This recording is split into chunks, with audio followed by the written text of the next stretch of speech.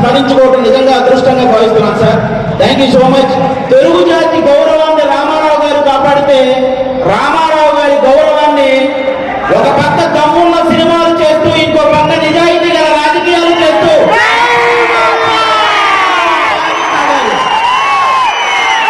నందమూరి బాలకృష్ణ గారు మీరందరూ గమనించినట్లయితే చాలా మంది బాలకృష్ణ గారు ఎవరినో కొట్టారు, బాలకృష్ణ గారు ఎవరినో తిట్టారు అని రాస్తుంటారు. కానీ బాలకృష్ణ గారు కొన్ని వేల మంది పేద ప్రజల బతుకులు నిలబెట్టారు. అది రావాలి. సినిమాలు రాజకీయాలు చేయటం పెద్ద విషయం కాదు. కానీ బసవతారకం అనే ఒక క్యాన్సర్ హాస్పిటల్ ద్వారా ఎంతో మంది పేదవాళ్ళకి సహాయం చేయడం అనేది నిజంగా చాలా చాలా పెద్ద విషయం, చాలా గొప్ప విషయం. ఈ సమాజంలో ఎంతమందికి భయం బాధ్యత ఉన్నాయో నాకు తెలియదు, కానీ బాలకృష్ణ గారితో పనిచేసే ప్రతి ఒక్కరికి ఆ భయం బాధ్యత రెండూ ఉంటాయి. ఇదైతే షో. అంటే బాలకృష్ణ గారి సినిమాలు చాలా మందికి చాలా ఇష్టం ఉంటాయి. నాకు చాలా సినిమాలు ఇష్టం. అందులో సార్ బొబ్బిలి సింహం అని ఒక సినిమా సార్. మీరు వైట్ అండ్ వైట్ పంచి కట్టుకొని నడుచుకుంటూ వస్తుంటే శ్లోకం వస్తుంటది. మీరా గారు మిమ్మల్ని అలా చూస్తూ ఉండిపోతారు. నాకు తెలిసి రామారావు గారి తర్వాత మళ్ళీ పంచకట్టులో అంత అందంగా ఉండే హీరో మన బాలకృష్ణ గారు. నిజంగా మీరందరూ అదృష్టవంతులు. ఎందుకంటే మారిన బాలకృష్ణ గారి ఎనర్జీ ఏంట్రా బాబాలా ఉందని అడుగుతుంటారు. జనరేషన్ లో మారితే మనుషులు మారుతారు, టెక్నాలజీలు మారుతాయి. బాలయ్య బాబు గారి ఎనర్జీ ఎందుకు మారుతున్నావు పడిపోరు అంటే స్టాక్ మార్కెట్ గ్రాఫ్ అయినా పెరగటం తగ్గటం ఉంటుంది. ఎంత కిక్ వస్తుందో మా గ్యాంగ్స్ ఆఫ్ గోదావరి సినిమా అంత కిక్ ఇస్తుంది మీకు.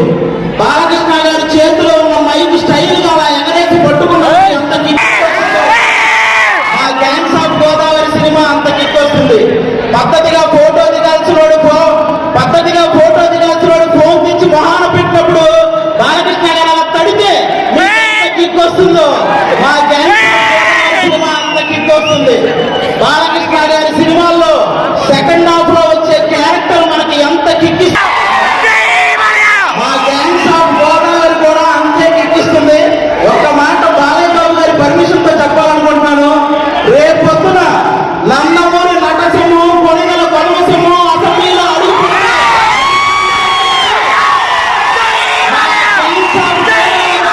అంతే కిక్ వస్తుంది. ఇది మీరందరూ గుర్తుపెట్టుకోవాలని నేను కోరుకుంటున్నాను. అలాంటి బాలయ్య బాబు గారు ఈ రోజు మా ఇంటికి రావడం నిజంగా మా అదృష్టం. Thank you sir. Thank you so much. ఈ సినిమాలో విశ్వక్సేన్ గారు ఒక 20 పని మొదలెడతాం. అవునా? శ్రీరాముడు ఉన్న చోట జై శ్రీరామ్ అన్న తర్వాత మన పని మొదలెడతాం. అవునా? అలాగే బాలయ్య బాబు గారు ఉన్న చోట జై బాలయ్య జై బాలయ్య అనండి. ఇప్పుడు బాలకృష్ణ గారి గురించి మాట్లాడుకునే ముందు మనం ఒకరి గురించి ఈరోజు మాట్లాడుకోవాలి.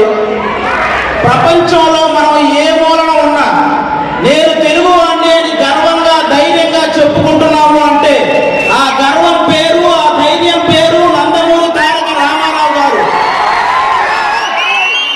శ్రీరాముడు, శ్రీకృష్ణుడు ఈ దేవుళ్ళు ఎలా ఉంటారో మనకు తెలియదు. కానీ రామారావు గారు ఆ పాత్రలో వేసినప్పటి నుంచి శ్రీకృష్ణుడుగా ఆయన ఫోటోలే ఇంట్లో పెట్టాం, శ్రీరాముడుగా ఆయనకే చేతులెత్తి దండం పెట్టాం. అవునా కాదా?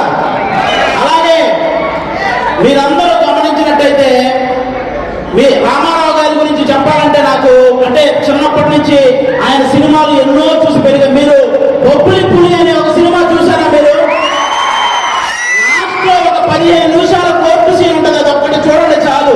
ఆయన గాంభీర్యం,